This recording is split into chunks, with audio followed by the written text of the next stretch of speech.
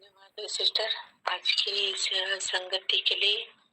एक बार फिर से हम सोप विधि के द्वारा हम वचनों को मनन करेंगे। तो यहाँ पर मैंने वचन लिया है भजन संहिता। भजन संहिता है 4 अध्याय का 5 पद। भजन संहिता 4 अध्याय का 5 पद। धर्म के बलिदान चढ़ाओ और यहोवा पर भरोसा रखो। धर्म के बलिदान चढ़ाओ और यहोवा पर भरोसा रखो। तो यहाँ पर हम देख लेते हैं किसका भजन है। तो ये दाऊद का भजन है और हम पूरा अध्याय नहीं पढ़ रहे हैं। जो मैंने वचन लिया है वो 5 पद है। धर्म के बलिदान चढ़ाओ और यहोवा पर भरोसा रखो। और जब ऑब्जर्वेशन हम करते हैं, अवलोकन करते हैं, तो मुझे इसे पूरा पढ़ना है।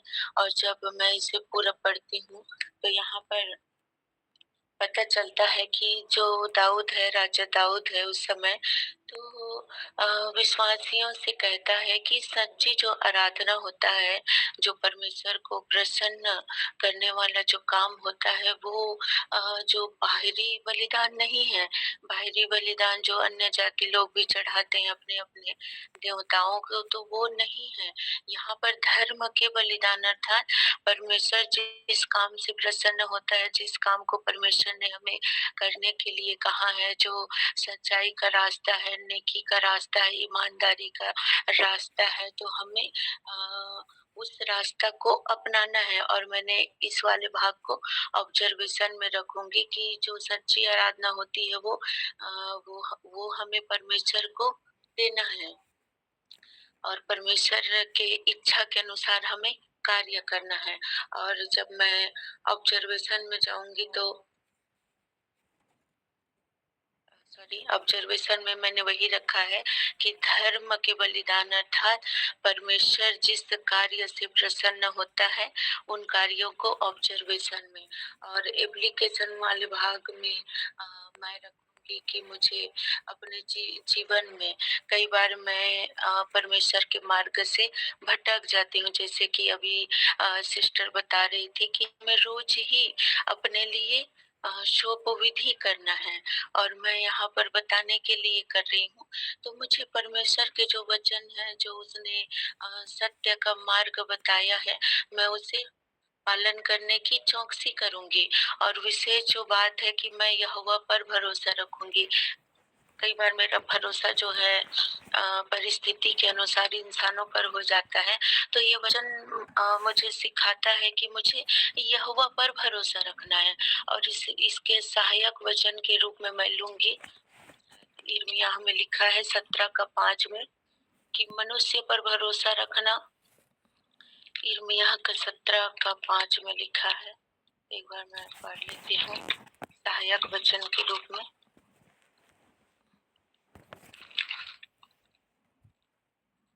इसमें लिखा है, श्रापित है वह पुरुष जो मनुष्य पर भरोसा रखता है और उसका सहारा लेता है, जिसका मन यहोवा से भटक जाता है।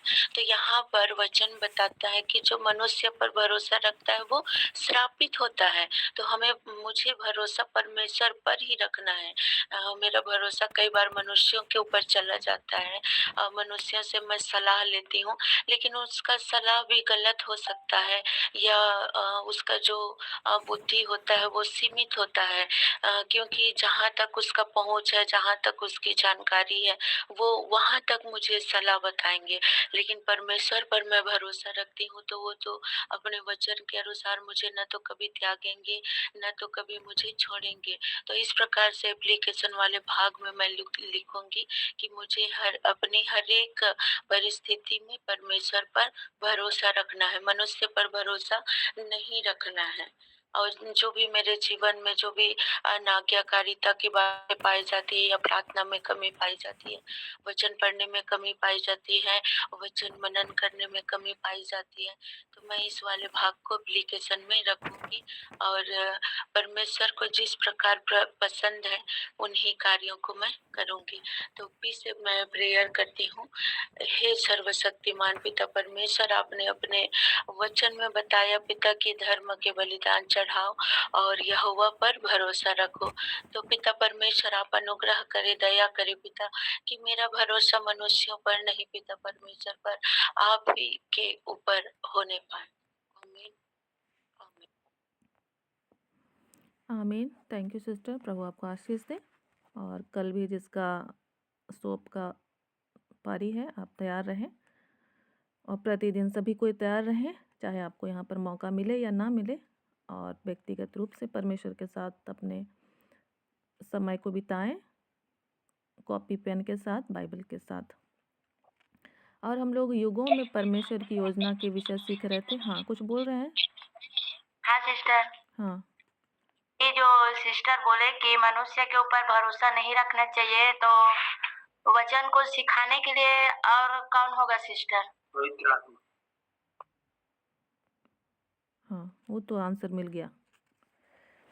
हम लोग ज़रूर एक दूसरे से सीखते हैं, लेकिन फिर पवित्र आत्मा की सहायता लेना है और बाइबल में से हमें खोज करके उसको स्पष्ट करना है कि जो बताया जा रहा है किसी के द्वारा तो वो सही है या नहीं है ना? ठीक है नीलम सिस्टर? ठीक है सिस्टर। और सिस्टर, पवित्र आत्मा मतलब अगले में होके तो हमें समझा सकता है, बता सकता है ना? हाँ, बता सकता है, समझा सकता है, लेकिन आपके पास भी तो पवित्र आत्मा रहेगा, तो फिर आपके पास वचन भी है ना, तो आपको उसको परखना है ना। सिस्टर मैं भी बोलना चाहती हूँ।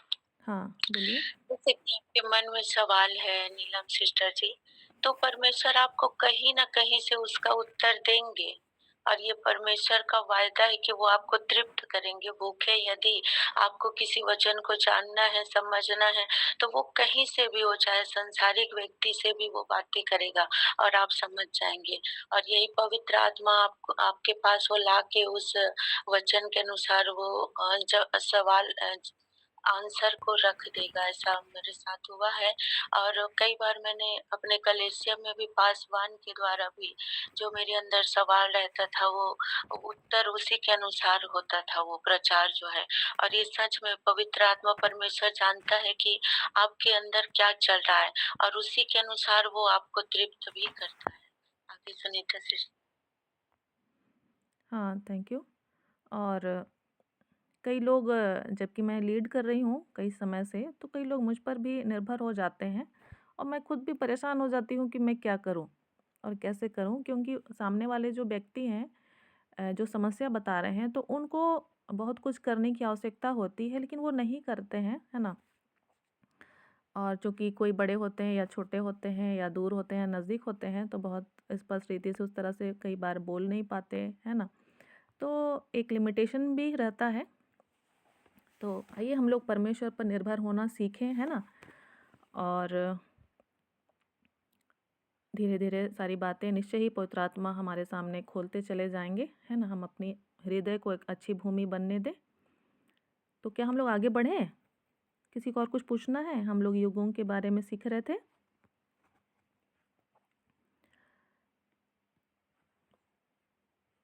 और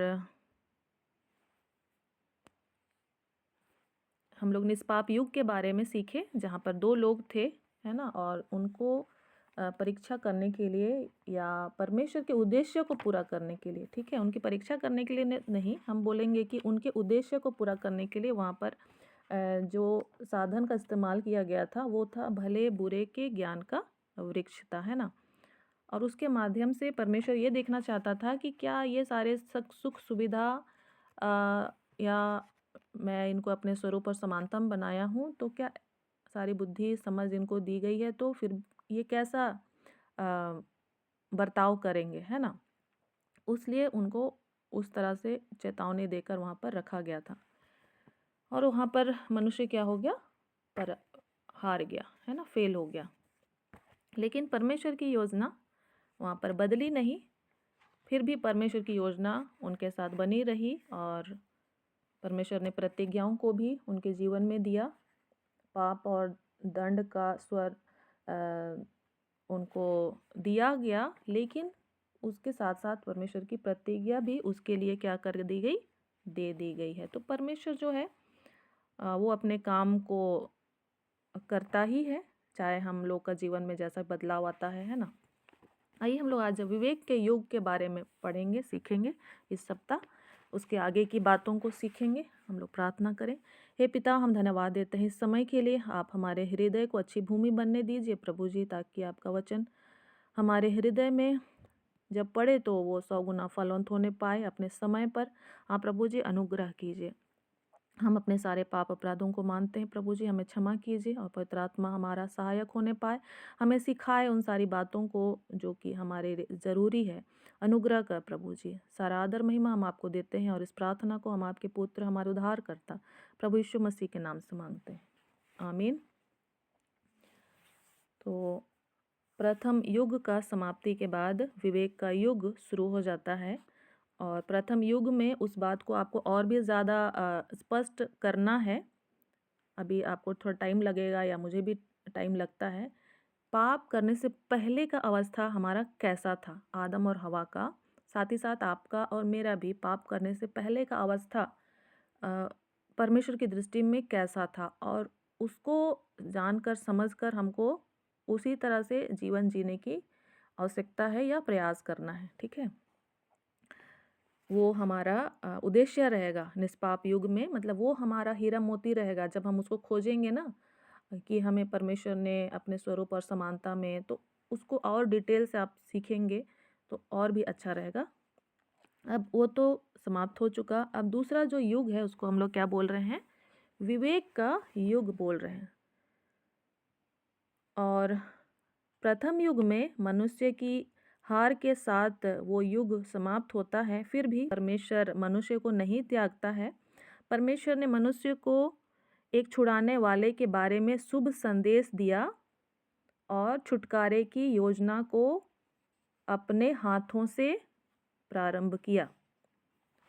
छुटकारे का जो है शुभ संदेश उन्हें दिया गया कि तुम्हारे वंश में से, है ना, क्या किया, तुम्हारे वंश में से, फिर से हम लोग उसको पढ़ लेते हैं। उत्पत्ति 3 उसका 15, उत्पत्ति 3 उसका 15। और मैं तेरे और इस स्त्री के बीच में और तेरे वंश और इसके वंश के बीच में बैर उत्पन्न करूँगा। वह तेरे सिर को कुचल डालेगा और तू उसकी एड़ी को डसेगा। तो ये शुभ संदेश दिया गया। उनके छुटकारे की योजना को अपने हाथों से उसने आरंभ किया। उन्हें चमड़े का अंगरखा बनाया, है ना, वहाँ पर खुद एक मेमने का बलिदान किया गया परमेश्वर की ओर से, और वो आने वाली बातों का एक उदाहरण था या आगे की योजनाओं का एक प्रतिबिंब था। आदम और हवा के पाप में गिरने के बाद भी परमेश्वर ने अपने संबंध को कायम रखने के लिए मनुष्य के साथ वाचा बांधी। यह वाचा परमेश्वर ने उनके अदन वाटिका से निकालने से पहले बांधी थी। अदन की वाटिका में निकालने से पहले ही परमेश्वर ने उनसे क्या बांधा, वाचा बांध लिया था। इस वाचा के साथ ही नए युग का उदय हुआ, जिसमें मनुष्य को विवेक की स्वतंत्रता के साथ अपने आप को परमेश्वर के सम्मुख ग्रहण योग्य बनाना था। इसलिए इस युग को विवेक का युग कहा गया है। परमेश्वर ने इस युग में मनुष्य का परीक्षण करके यह जानना चाहा कि वह अपने विवेक के अनुसार योग्य चाल चलता है कि नहीं। इस युग में भी परमेश्वर ने मनुष्य को प्रकट रूप से कोई लिखित व्यवस्था या नियमावली नहीं दिया था। मनुष्य के हृदय में निष्पाप युग में परमेश्वर की दी हुई व्यवस्था कि उस पेड़ का फल नहीं खाना बसी हुई थी, परंतु इस युग में परमेश्वर ने उन्हें क्या करना है यह क्या नहीं करना है ऐसा कोई आदेश नहीं दिया था। अभी 10 आज्ञा नहीं मिला हुआ है, ठीक है। आप लोग थोड़ा पीछे जाइएगा, ठीक है। निष्पाप युग में हम लोग गए थे, आप उसके जस्ट बाद का समय में आइए। अभी मूसा सब नहीं है, ठीक है, नूह सब नहीं है, उसके पहले का समय को आप लोग विचार कीजिए, ठीक है। उस समय 10 आज्ञा सब नहीं दिया गया था, व्यवस्था विवरण वो सब नहीं दिया गया था। तो केवल क्या था उनके मन में, जो भी हम लोग जो वचन पढ़े थे, है ना, पहला दूसरा अध्याय में, फूलो फलो, है ना, पृथ्वी में भर जाओ, और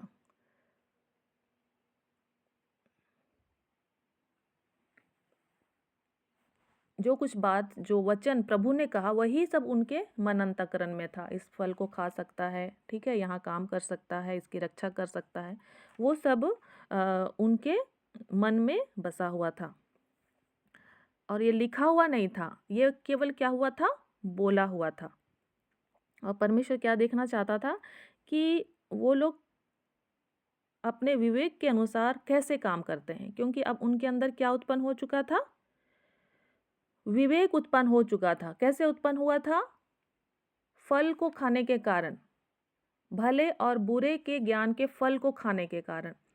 जब हम विवेक, हम बोल क्या रहे हैं कि जब हमको ये समझ में आ जाता है कि वो सही है या गलत है, तो फिर हमारा विवेक वहाँ पर डेवलप होता है या विकसित होता है या उत्पन्न होता है ना। यदि आप लोग छोटे बच्चे को देखेंगे तो उसको कोई सही गलत समझ में नहीं आता है, सब ठीक ही रहता है ना। लेकिन जब बच्चा बड़ा होते जाता है तो उसको समझ में आता है नहीं ये सही है या गलत है, वो क्षमता उसके अंदर विकसित होने लगता है। तो उसको हम लोग क्या बोल रहे हैं, विवेक बोल रहे हैं। तो अब मनुष्य के अंदर उस फल को खाने के द्वारा वो विवेक उत्पन्न हो चुका। तो परमेश्वर क्या चाहता है कि अब मनुष्य उस विवेक के साथ परमेश्वर के प्रति कैसा व्यवहार करता है ना। क्या उसको करना है, क्या नहीं करना है, वो परमेश्वर अब उसको नहीं बता रहा है। अब खुद मनुष्य डिसाइड करे कि उसको क्या करना है और क्या नहीं करना है, ठीक है। और परमेश्वर के ग्रहण योग्य अब उसको बनना है।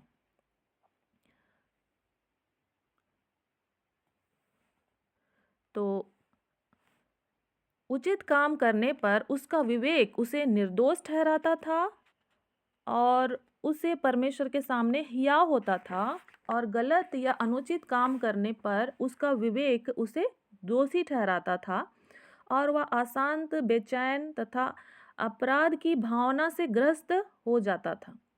आप लोग पढ़ सकते हैं रोमियो 2 उसका 14-15 हम लोग पढ़ेंगे।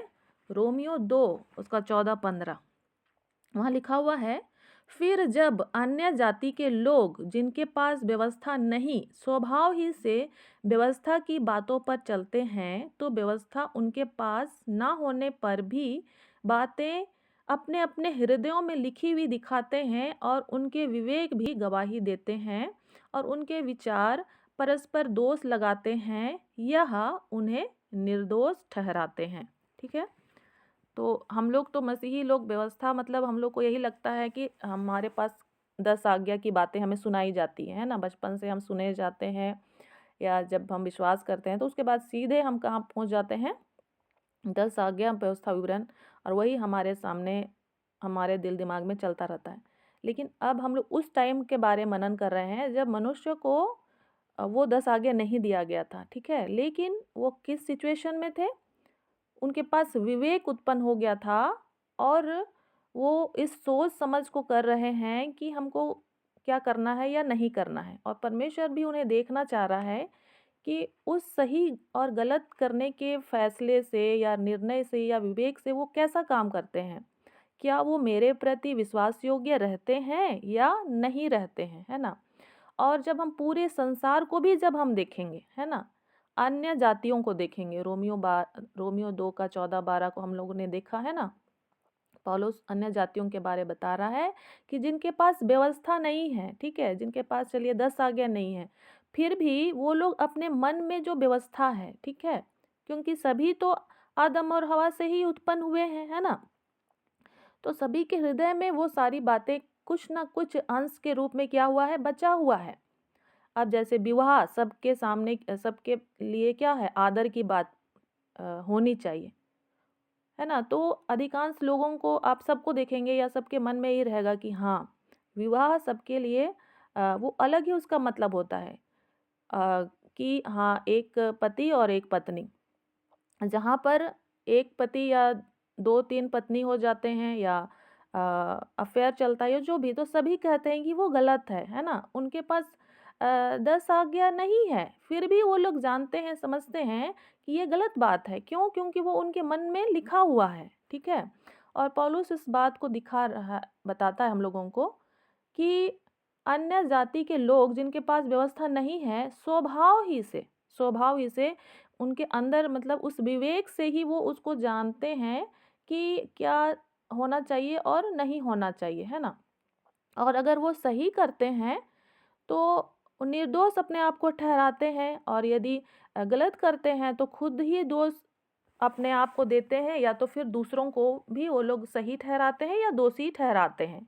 तो क्यों होता है? क्योंकि मनुष्य के अंदर वो विवेक उत्पन्न हो चुका है उस फल को खाने के द्वारा, है ना? तो यहाँ पर परमेश्वर की क्या इच्छा और योजना है कि अब मनुष्य उस विवेक को प्राप्त करने के बाद परमेश्वर के प्रति कैसे रिएक्ट करता है, कैसे वो ग्रहण योग्य बन पाता है या नहीं बन पाता है। फिर से परमेश्वर मनुष्य को एक चांस देता है ना, विवेक के युग में, ठीक है। लेकिन इस युग में भी मनुष्य क्या होता है? फेल होता है। इसको हम लोग आगे देखेंगे, लेकिन फिर भी परमेश्वर हस्तक्षेप करते हैं। और आदम की जो वाचा है, वो आदम की वाचा जो है कि तुम्हारे वंश और इसके वंश के बीच में बैर उत्पन्न करूंगा, तो वो वाचा के साथ ही फिर विवेक का युग क्या होता है? आरंभ होता है, ठीक है। वो यहाँ पर भी लागू होता है, वो उसको परमेश्वर नहीं बदलते हैं। मनुष्य पापी होता है फिर भी नहीं बदलते हैं। और ये जो है विवेक का युग आदम के पतन से लेकर के नूह के जल प्रलय तक चलता है, ठीक है। आदम के पतन से लेकर के नूह के जल प्रलय तक ये चलता है। और साथ ही साथ यदि हम लोग मसीह के 1000 वर्ष के राज्य का जो समय पढ़ते हैं बाइबल में, वहाँ तक भी ये वाला हम बोल सकते हैं कि ये ये युग एक तरह से लागू रहेगी।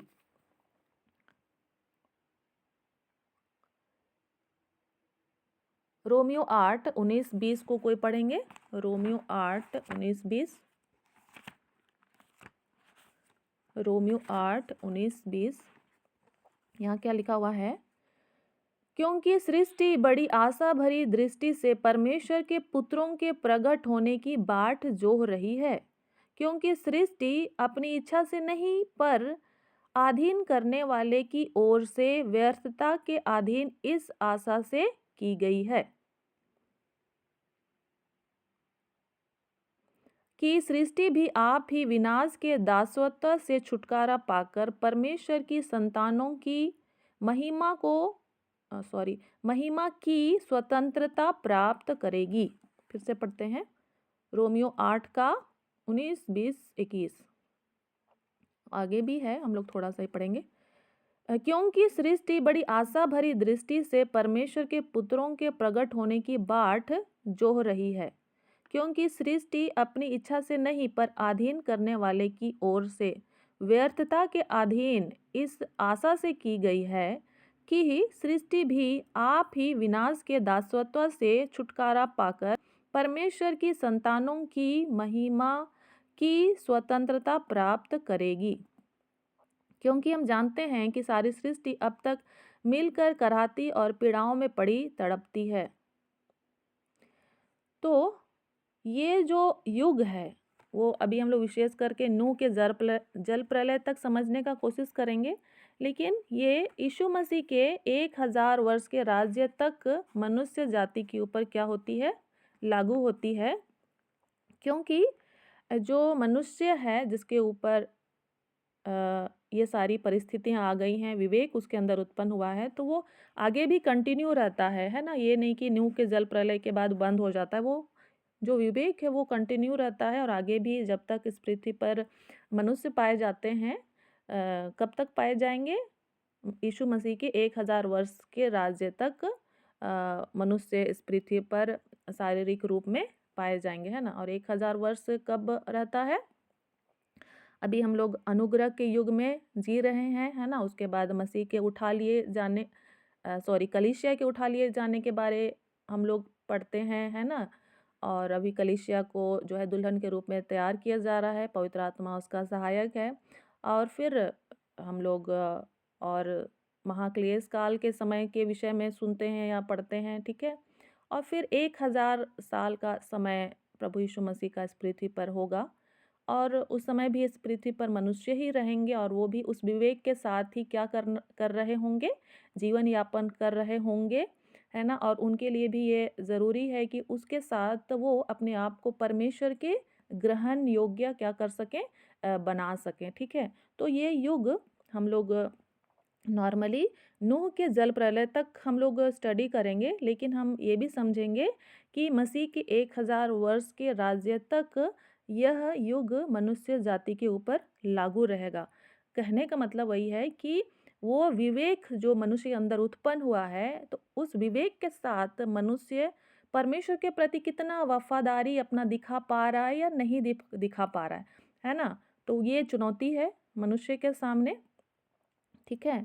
और हमारे साथ साथ जो सृष्टि है वो भी इस बात को देखना चाह रही है कि परमेश्वर के जो पुत्र हैं वो कैसे कब प्रकट हो रहे हैं या नहीं हो रहे हैं। हम लोग परमेश्वर के बेटे और बेटियां हैं, है ना। और हमारे प्रकट होने की बाहट जो रही है, क्योंकि हमारे ही कारण जो सृष्टि है वो भी क्या हो चुका है, स्थापित हो चुका है, वो ऊंट कटारे उपजा रहा है। हमारे ही कारण जो है, हमने 6 लोगों को मतलब 6 वर्गों को देखा था जो पाप और दंड के का क्या हो गए थे, अ, भागी हो गए थे।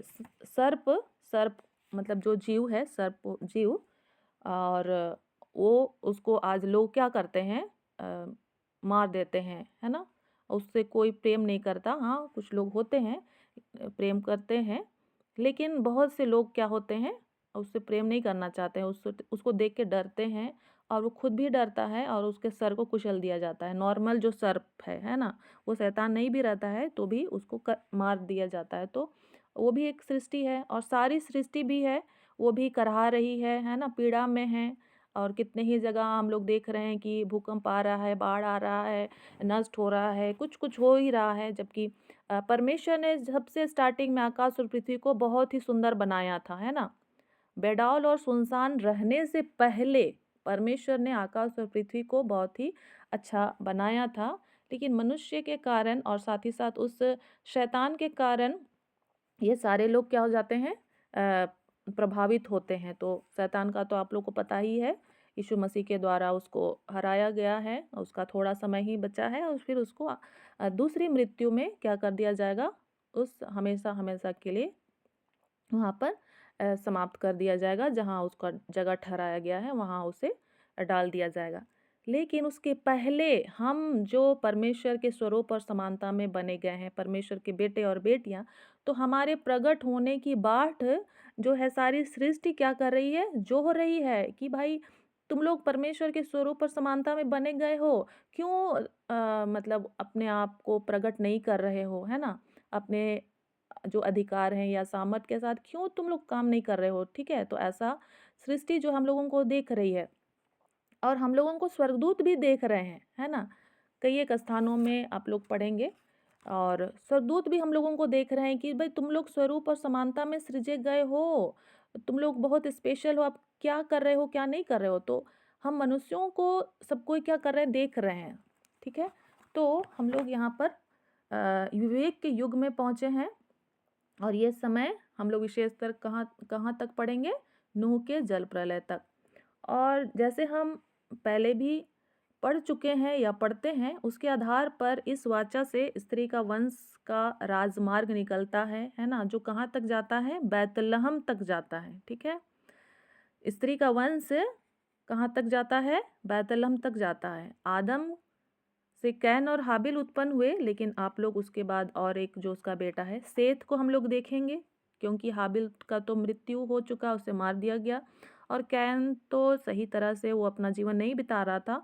तो आदम और हवा के और एक बेटे हैं जिसका नाम सेत है ना, वो विश्वास योग्य रहा। उसके बाद सेम, इब्राहिम, इसहाक, याकूब, यहूदा और दाऊद, और फिर उसके बाद इमानुएल या फिर यीशु मसीह।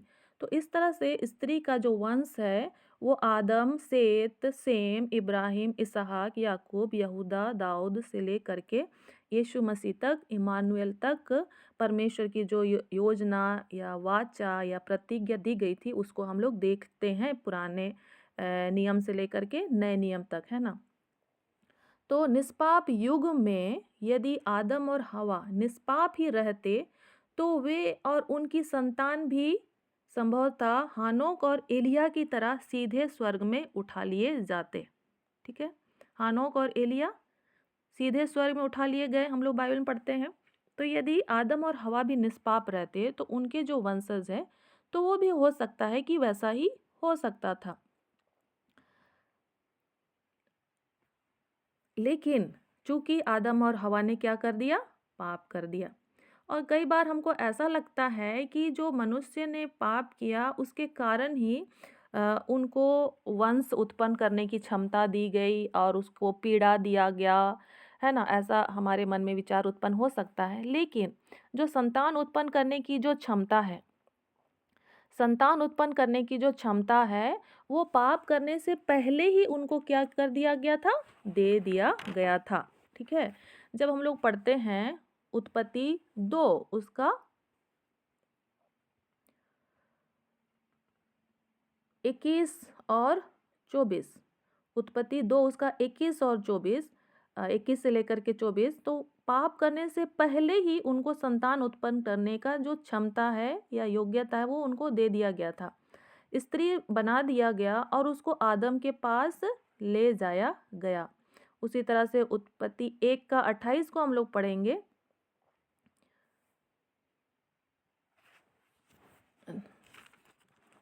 हम लोग पढ़ लेते हैं थोड़ा सा। उत्पत्ति 1 का 28 में क्या लिखा हुआ है, और परमेश्वर ने उनको आशीष दी और उनसे कहा फूलो फलो और पृथ्वी में भर जाओ। तो ये फूलो फलो और पृथ्वी में भर जाओ, तो उनको पहले से ही संतान उत्पन्न करने की क्षमता दे दी गई थी, पाप करने से पहले ही। ठीक है, उसी तरह से उत्पत्ति 2 का 21 से 24 जब हम लोग पढ़ते हैं यहाँ पर, तब यहोवा परमेश्वर ने आदम को भारी नींद में डाल दिया और जब वह सो गया तब उसको उसकी एक पसली निकालकर उसकी जगह मांस भर दिया। और यहोवा परमेश्वर ने उस पसली को जो उसने आदम में से निकाली थी स्त्री बना दिया और उसको आदम के पास ले आया। तब आदम ने कहा, अब यह मेरी हड्डियों में की हड्डी और मेरे मांस में का मांस है, इसलिए इसका नाम नारी होगा, क्योंकि यह नर में से निकाली गई है। इस कारण पुरुष अपने माता पिता को छोड़कर अपनी पत्नी से मिला रहेगा और वे एक ही तन बने रहेंगे। तो संतान उत्पन्न करने की क्षमता या विचार ये पहले से ही था, है ना। मनुष्य के पाप करने से पहले से ही परमेश्वर ने मनुष्य को दे रखा था। ये कई बार लेकिन हम लोग को ऐसे मन में आता है या बहुतों के मन में होता है कि मनुष्य ने पाप किया इसलिए उनको बाहर निकाला गया और उनको संतान उत्पन्न करने का जो पीड़ा है वो स्त्री को दिया गया, है ना। और इसी कारण से उसको परिश्रम करने के लिए कहा गया, नहीं तो वो आराम से रह सकता था आदम। तो थोड़ा सा यहाँ पर हम लोग सुधार करेंगे कि संतान उत्पन्न करने की क्षमता या योजना पहले ही से थी। ठीक है, तो वहाँ बिना दर्द के ही वो लोग जो स्त्री है वो संतान उत्पन्न करती। ठीक है, और जो आदम है वो परिश्रम उसको पहले भी करना था और उस परिश्रम से उसको क्या मिलता, संतुष्टि मिलता, है ना। क्योंकि उसको पहले ही कहा गया है 15 पद में 2 का 15 में कि उसमें काम करे और उसकी रक्षा करे। लेकिन ये जो दर्द है, पीड़ा है, वो निश्चय ही पाप करने के कारण मनुष्य के साथ क्या हो गया, अटैच हो गया। और फिर हम लोग ये भी देखेंगे कि परमेश्वर ने उन्हें अपने स्वरूप और समानता में बनाया था, तो उसको परमेश्वर ने उनसे छीना नहीं, वो उसी अवस्था में ही थे और उसी अवस्था में ही उनको अदन की बारी से बाहर निकाला गया। और हम लोग ये ना सोचें कि उनको वो भी एक भाग हो सकता है कि परमेश्वर ने उनको पापी होने के कारण निकाल दिया। लेकिन यहाँ पर जब हम पढ़ते हैं उत्पत्ति 3 का 22 से कि उसने इसलिए उनको निकाल दिया कि वो लोग उस जीवन के वृक्ष को पापी अवस्था में ना खा जाए, है ना। पाप करने के कारण निकाल दिया, ये सोचना थोड़ा आधा अधूरा सच होगा हमारे लिए। परमेश्वर का जो उद्देश्य क्या था कि वो पापी में अवस्था में उस जीवन के वृक्ष को, उसके फल को ना खा ले। क्योंकि यदि मनुष्य पाप में अवस्था में उस जीवन के वृक्ष के फल को खाता है या खा लेता तो वो पाप में दशा में ही लाइफ टाइम रहता, है ना। और ये सही नहीं था। तो निकाले जाने का उद्देश्य क्या था कि उस पापमय अवस्था में उस जीवन के वृक्ष के फल को खाकर हम अमर ना हो जाएं, और हम भी और ना ही हमारे जो वंशज हैं या आदम और हवा के वंशज, ठीक है। तो परमेश्वर का जो पर्पस है ना, हमको उसको समझना है, उसका उद्देश्य को, ठीक है। तो जब हम लोग ऐसे थोड़ा-सा हमको इसके समय देना पड़ता है ना? तभी जाकर हम इन सारी बातों को थोड़ा-थोड़ा सीख पाते हैं, ठीक है। और फिर उसको रिवाइज़ भी करना पड़ता है, नहीं तो फिर शैतान आता है और चुरा ले जाता है, और फिर हम लोग निराशा में ही, लापरवाही में ही बस जीवन जीते रहते हैं, टाइम खत्म हो जाता है, बुढ़ापा आ जाता है, हमारी मृत्यु हो जाती है, ठीक है। लेकिन उद्देश्य हमको समझना है कि परमेश्वर ने किस उद्देश्य से मनुष्य को बनाया, ठीक है? और किस उद्देश्य से उसको वहाँ से निकाल दिया। परमेश्वर का जो उद्देश्य होता है, वो सही होता है और मनुष्य के बचाव के लिए ही होता है। परमेश्वर कोई मतलब जैसे लिखा हुआ है ना भजन संहिता में, भजन संहिता 23 में, कि तेरे सोंठे और तेरी लाठी से मुझे शांति मिलती है। तो परमेश्वर का जो उद्देश्य है, चाहे उसकी डाँट फटकार है, या वो हमको अंधेरे क्षेत्र में ले जाते हैं या पीड़ा के स्थान में भी ले जाते हैं, तो उसका कुछ ना कुछ उद्देश्य होता है कि उससे मनुष्य के जीवन में कुछ सुधार हो, या कुछ बात है जो मैं उसे बताना चाहता हूँ, उसको समझे। यदि मैं यहाँ पर उसे परिश्रम करने के लिए कहा गया अ आदम को कि अब तू अपने पसीने की रोटी को खाएगा, तो जो भूमि है वो तुम्हारे लिए ऊँट खटारे उगाएगी। तो अब उसको समझना है, परमेश्वर के साथ अपने संबंध को ठीक करना है ना? और जो स्त्री है उसको भी अपने संबंध को परमेश्वर के साथ ठीक करना है। तो हम परमेश्वर के उद्देश्य को समझें, उसके पर्पस को समझें, और परमेश्वर लगातार मनुष्य से क्या करना चाहता है? वो संपर्क बनाए रखना चाहता है, अपनी बात को उसके सामने रखना चाहता है, और वो इसको किसी और के साथ नहीं करता है ना? स्वर्गदूतों से भी बढ़कर वो मनुष्यों के साथ इस बात को करना चाहता है। इसलिए स्वर्गदूत भी हम मनुष्यों को देखना चाहते हैं, है ना? सृष्टि भी हमें देखना चाहती है कि हम लोग कैसे क्या कर रहे हैं, परमेश्वर के साथ हम क्या कर रहे हैं, है ना? परमेश्वर के साथ हम कितना क्लोज़ हैं या नहीं हैं, ठीक है? तो आज के लिए हम लोग इतना ही देखेंगे, अपने विवेक को हम लोग देखेंगे, हम लोग इस्तेमाल करेंगे, परमेश्वर के साथ हम और भी अधिक हमारा जो संबंध है उसको बेहतर बनाने के लिए हम इस्तेमाल करेंगे, है ना? क्योंकि हमारे अंदर अब वो विवेक करने की जो क्षमता है वो उत्पन्न हो चुकी है, हम उसको इनकार नहीं कर सकते हैं, उससे हम दूर नहीं भाग सकते हैं। आपके पास है वो ऑलरेडी, वो विवेक, है ना? कोई आपको अगर आपका कोई चोरी कर लेता है, तो आप तुरंत रिएक्ट करते हैं कि अरे! मेरा सामान चोरी हो गया है, ऐसा नहीं होना चाहिए था। तो क्यों आप बोलते हैं? क्योंकि आपके अंदर वो विवेक है ना, विवेक करने की क्षमता है, ठीक है? आपके बच्चे के साथ कोई गलत करता है कुछ, तो आप तुरंत वहाँ रिएक्ट करते हैं और बोलते हैं कि नहीं, ऐसा नहीं होना चाहिए था। तो वो क्यों हम बोल रहे हैं? क्योंकि आपके अंदर, मेरे अंदर वो विवेक करने की क्षमता है कि ये सही है और ये गलत है। तो अब उस क्षमता के साथ ही हमको परमेश्वर के साथ अपने संबंध को ठीक करना है ना? तो आपको आपको खुद ही करना है यहाँ पर भी, ठीक है? मैं बोल ज़रूर रही हूँ, तो मेरे लिए मुझे करना है, आपके लिए आपको खुद ही करना है, ठीक है? तो परमेश्वर का वचन आपके हाथ में है, पवित्र आत्मा आपके हृदय में है, आप उसके मंदिर हैं, आप इसके साथ आगे बढ़ें, ठीक है? रास्ता आगे सकरा है, चौड़ा तो नहीं है, ठीक है? तो आइए हम लोग प्रार्थना करें और अपने जीवन को, अपने विवेक को परमेश्वर के हाथों में सौंपें। हे जीवित अनुग्रहकारी परमेश्वर, हम आपको बहुत धन्यवाद देते हैं इस समय। हाँ प्रभु जी, आरंभ से लेकर मसीह तक की बातों को समझने के लिए आप हमें सहायता करते हैं प्रभु जी, इस थोड़े समय में। हाँ प्रभु जी, हम आपको धन्यवाद देते हैं।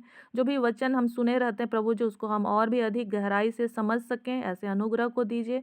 हम वचन को खोज कर पढ़ सकें, खुद मेहनत करें प्रभु जी, मेहनत करने की आत्मा हर एक को दिया जाए। हम जहाँ कहीं भी चले फिरे प्रभु जी, आपकी आत्मा हमें से हर एक से बातचीत करती रहे प्रभु जी, और जिस उद्देश्य के साथ आपने हमें इस पृथ्वी पर रखा है, उस उद्देश्य को हम पूरा करने के लिए आगे बढ़ सकें। हाँ प्रभु जी, और साथ ही साथ आपने जो दान वरदान हमें दिए हैं प्रभु जी, आत्मिक और संसारिक अधिकारों को दिया है, उसको लेकर प्रभु जी हम इस पृथ्वी के ऊपर, हाँ प्रभु जी, उस शैतानी शक्तियों के ऊपर प्रभु जी अपना प्रभुत्व कायम कर सकें। अनुग्रह का प्रभु जी सारा आदर महिमा हम आपको देते हैं, और इस प्रार्थना को हम आपके पुत्र, हमारे उद्धारकर्ता प्रभु यीशु मसीह के नाम से मांगते हैं। आमीन, आमीन। धन्यवाद सिस्टर जी। और आगे का समय प्रार्थना का समय है, लास्ट का प्रार्थना करेंगे। यदि कोई भाई बहन लास्ट का प्रार्थना करना चाहते हैं तो बताएंगे, और प्रार्थना निवेदन है तो वो भी बताएंगे।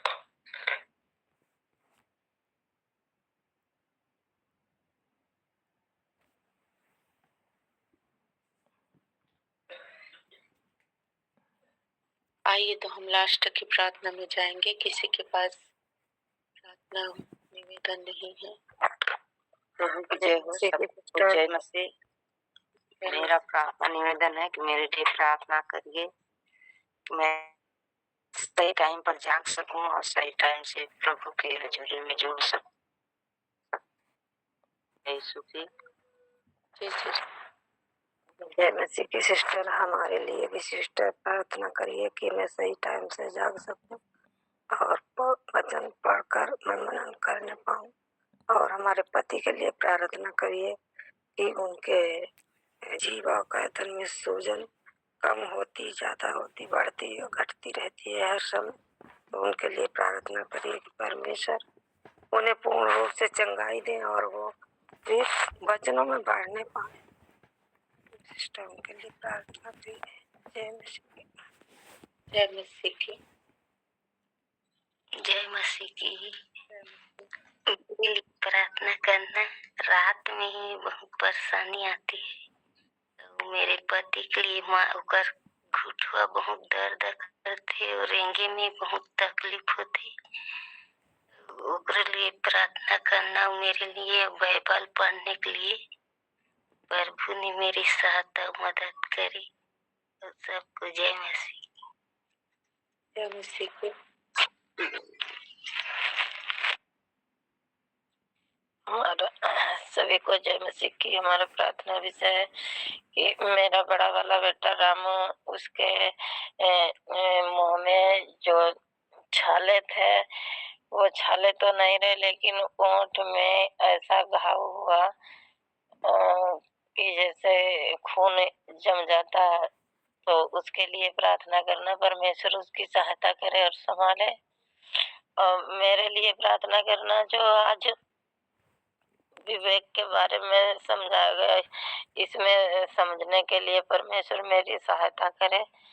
और जब मैंने समझाया तब मैंने जो क्वेश्चन की पुस्तक आई उसमें देखा था पहले अध्याय में।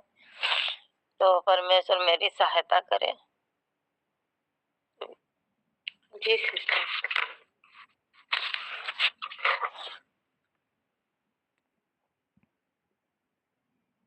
आइए तो हम प्रार्थना में जाते हैं। किसी का और प्रार्थना विषय है तो जल्दी बताएंगे।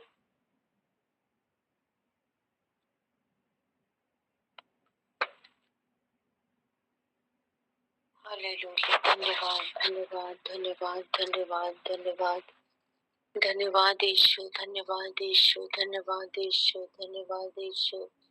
प्रेमी पिता परमेश्वर, धन्यवाद करती हूँ पिता परमेश्वर, आज की सुबह में पिता एक बार फिर से पिता परमेश्वर आपके हुजूरी में पाए जाते हैं पिता, आपके करीब में पाए जाते हैं मेरे परमेश्वर पिता। और प्यारे प्रभु जी, हम सीख पाए पिता विवेक युग के विषय में पिता परमेश्वर। और सच में मेरे महान परमेश्वर, आप हमारे अंदर जो विवेक है पिता परमेश्वर, हम उस विवेक को सही कार्यों में इस्तेमाल कर सके स्वामी। आप अनुग्रह करें पिता, आप दया करें मेरे परमेश्वर पिता। और अपनी दासी के द्वारा हमें सिखाने के लिए धन्यवाद करती हूँ पिता। और जो भी बातें हम सीखते हैं, सुनते हैं मेरे परमेश्वर पिता, हमारे हृदय में बसाने के लिए सहायता करें पिता, मदद करें मेरे परमेश्वर पिता।